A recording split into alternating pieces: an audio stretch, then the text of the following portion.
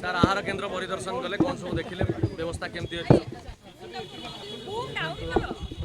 ସୁସ୍ଥ ଏବଂ ପରିଷ୍କାର ପରିସ୍ଥିତିରେ ଆମର ସମସ୍ତ ଗରିବ ମା ମାଉସୀ ଭାଇ ଭଉଣୀମାନଙ୍କୁ ପୁଷ୍ଟିକର ଖାଦ୍ୟ ଯୋଗାଇ ଦେବା ଆମ ସରକାରଙ୍କର ପ୍ରାଧାନ୍ୟ। ଆମେ ଗୁରୁତ୍ୱ ତାପରେ ଅଧିକରୁ ଅଧିକ ଦେଉଛୁ ଏବଂ ଏ ଖାଦ୍ୟ ମା ମାନଙ୍କର ସେବା ଉଦ୍ଦେଶ୍ୟରେ ବା ଲୋକଙ୍କର ସେବା ଉଦ୍ଦେଶ୍ୟରେ ଖାଦ୍ୟ ଦିଆହେଉଛି। ତେଣୁ ଖାଦ୍ୟର ଉନ୍ନତ ଧରଣର ଖାଦ୍ୟ ଯେମିତି ପାଇବେ ସେଥିପାଇଁ ପ୍ରାୟୋରିଟି ଦିଆହେଉଛି ଏବଂ ଯଦି ଖାଦ୍ୟର ମାନ୍ୟତା ଉପରେ ବା ଖାଦ୍ୟ ଉପରେ କାହାରି ଅଭିଯୋଗ ଆପତ୍ତି ଥାଏ ତାହେଲେ ମା ଯେଉଁ ଭାଇ ଭଉଣୀମାନେ ଖାଉଛନ୍ତି ଏଠି ନିର୍ବାହୀ ଅଧିକାରୀ ଯିଏ ଅଛନ୍ତି ବା କମିଶନର ବା କଲେକ୍ଟରଙ୍କ ପାଖରେ ଅଭିଯୋଗ ମଧ୍ୟ କରିପାରିବେ। ସବୁ ପନିପରିବା ଠିକ୍ ଥିଲା? ମୁଁ ତାହାରି ଉପରେ ଆଲୋଚନା କରିବି ଆଉ ଟିକେ ପରିବାର ଆବଶ୍ୟକତା ଅଛି ଏବଂ ମୁଁ ଯେଉଁ ସ୍ୱୟଂ ସହାୟକ ମା ମାନେ ଆକୁ କରୁଛନ୍ତି ସେମାନଙ୍କୁ ମଧ୍ୟ ମୋର ଅନୁରୋଧ ନିଜର ଭାବବେଗକୁ ରଖିକି ଇଏ ସେବା ଉଦ୍ଦେଶ୍ୟରେ କରୁଛେ ବୋଲି ଭାବିକି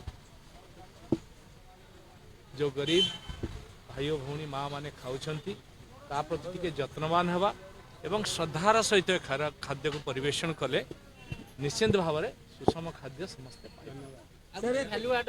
ଏ ଯୋଜନା ଆମେ ବନ୍ଦ ହବ? ଦେଖନ୍ତୁ ଏ ଆହାରର କେତେ ଉପକାରିତା ଅଛି, ଲୋକ କେତେ ଆକୁ ଆଗ୍ରହର ସହିତ ଖାଉଛନ୍ତି ଆମେ ନିଜେ ମଧ୍ୟ ଆସିକି ତାକୁ ଦେଖୁଛୁ।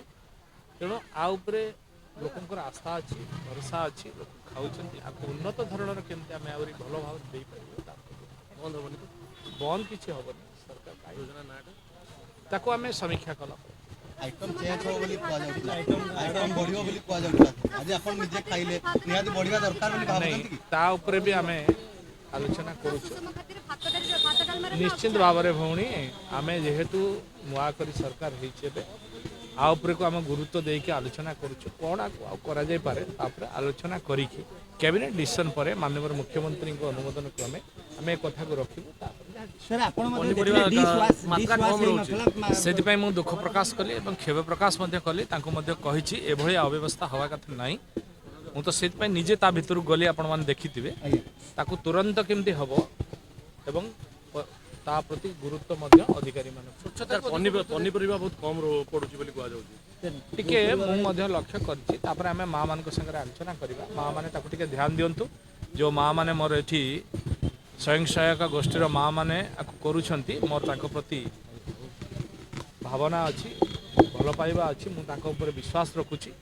ସେମାନେ ଆକୁ ଏକ ସେବା ଭାବିକି ଗରିବ ଲୋକଙ୍କର ସେବା, ଭଗବାନଙ୍କର ସେବା, ଇଏ ଏକ ମହାନ ଧର୍ମ। ଇଏ ଧର୍ମ ଭାବିକି ସିଏ ସହାନୁଭୂତିର ସହିତ ଏ ଖାଦ୍ୟକୁ ବନେଇକି ଦିଅନ୍ତୁ, ତାହେଲେ ଆହୁରି ଭଲ ହୋଇପାରିବ।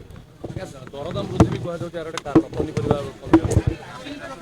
ତା ଉପରେ ବି ଆମେ ଗୁରୁତ୍ୱ ଦେଉଛୁ। ଯାହା ଅଛି ତା ଉପରେ ଲୋକ ଆଜି ଦିନରେ 5 ଟଙ୍କା ଦେଉଛନ୍ତି, ସରକାର ବି ଆ ଉପରେ ଦେଉଛନ୍ତି। ଆମେ ଆ ଉପରକୁ ବିଚାର କରୁ।